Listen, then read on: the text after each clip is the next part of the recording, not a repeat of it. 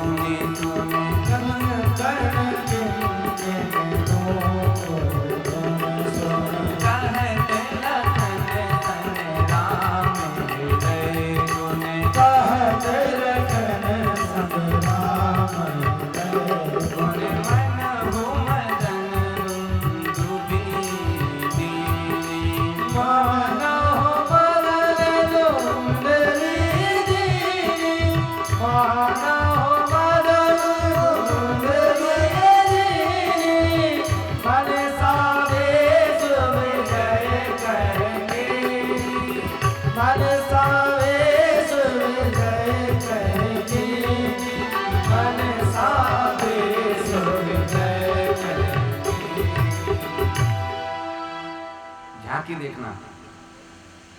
जानकी जी वाटिका में आ रही तो किशोर जी अपने पैरों में पायल पहनी, हाथों में कंगन, कमर में करदन।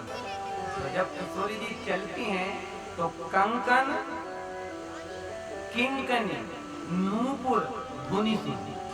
राम जी को जानकी जी दिखी नहीं है, जानकी जी के पायलों की जो आवाज है वो राम जी के कानों में गई तो राम जी का चित्त हरण हो गया।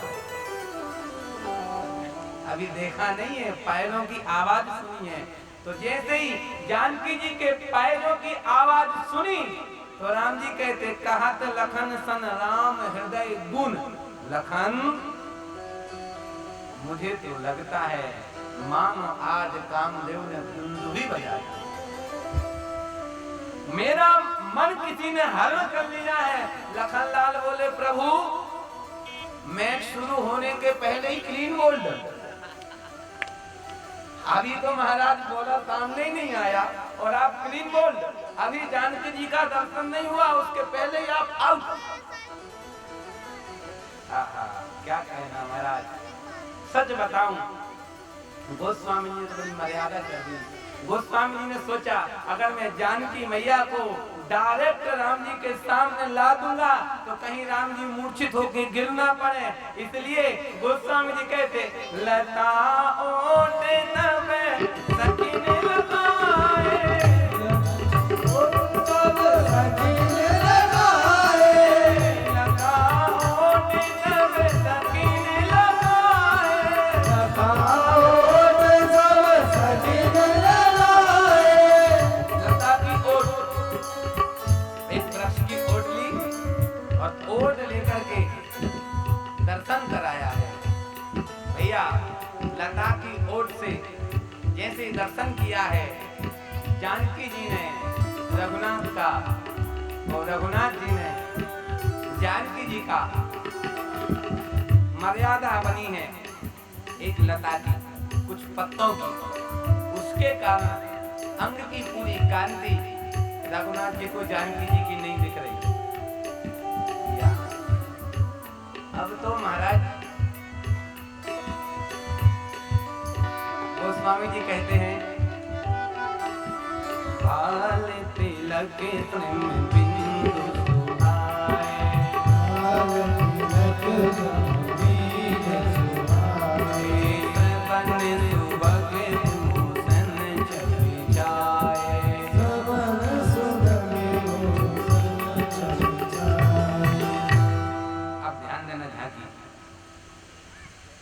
अभी तक राम जी को अभिमान था कि मैं सुंदर, और जब राम जी ने जानकी जी को देखा तो राम जी के पसीने छूट गए।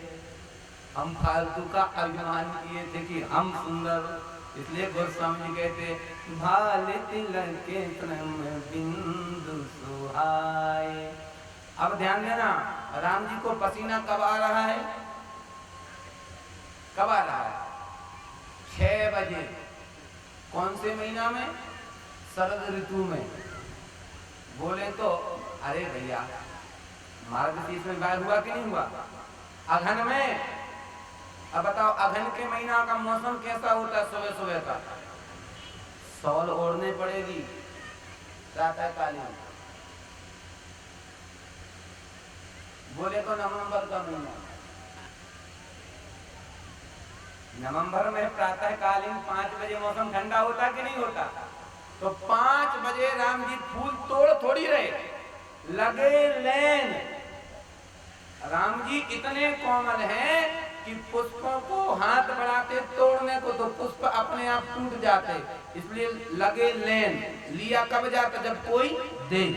तो वृक्षों ने कहा आप क्यों कष्ट कर रहे हो, हमसे ही ले लो ना। तो राम जी हाथ बढ़ाते हैं तो पुष्प हाथ में आ जाता है। तो गोस्वामी जी कहते हैं फूल तोड़ने में तो इतना श्रम होता नहीं कि पसीना आ जाए। तो राम जी को पसीना क्यों आ गया? बोले राम जी को पसीना इसलिए आ गया कि अब तक अभिमान था कि हम सुंदर हैं, लेकिन जब जानकी जी को देखा तो राम जी को पसीना छूट गया। हम फालतू का अपमान किए थे, हमसे तो देवी बहुत आनी है। काहे टपकत लाल से पसीना हो लाल, काहे टपकत लाल से पसीना, हर से पसीना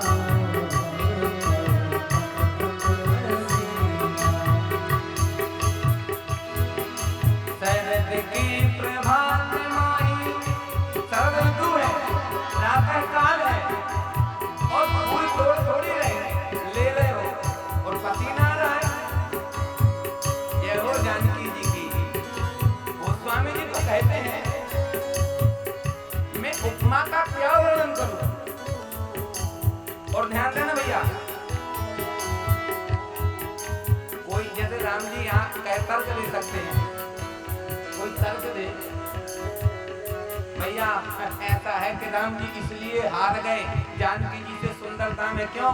जानकी जी तैयार हो गया इनकी पूजा करने के लिए। हमारे राम जी तो बेचारे उठे और सीधे ही आ गए फूल लेने के लिए। बोले ऐसी बात नहीं है, लखनलाल ने पहले श्रृंगार कर दिया है। किया कि नहीं किया? आप लोगों ने बताया मैंने। तो महाराज फूलों से राम को सजा दिया है, लेकिन फिर भी राम कुमला गए हैं जानकी को देख करके। और मान के चलो आज राम जी की चित्त की जानकी जी ने चोरी कर ली है। चित्त चोर का चित्त आज चुरा लिया है। जानकी जी गई हैं और मैया का पूजन कर रही हैं और गिरजा मैया से कह रही हैं जय जय गिरिवर राज किशोर,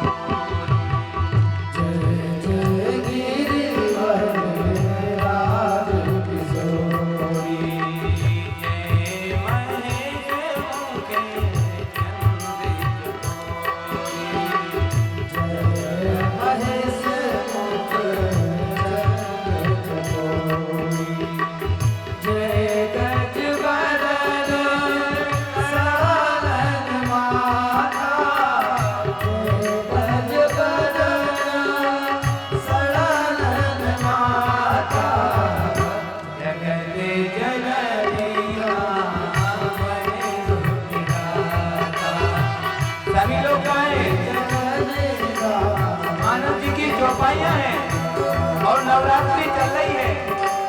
जानकी जी देवी मैया की आराधना कर रही है। तो ध्यान देना, जैसी भगवती ने जानकी के मनोरथ को सफल किया है, मुझे लगता है भैया आप लोगों के भी मनोरथ जरूर सफल करेगी। भाव के साथ सभी गाएं। नहीं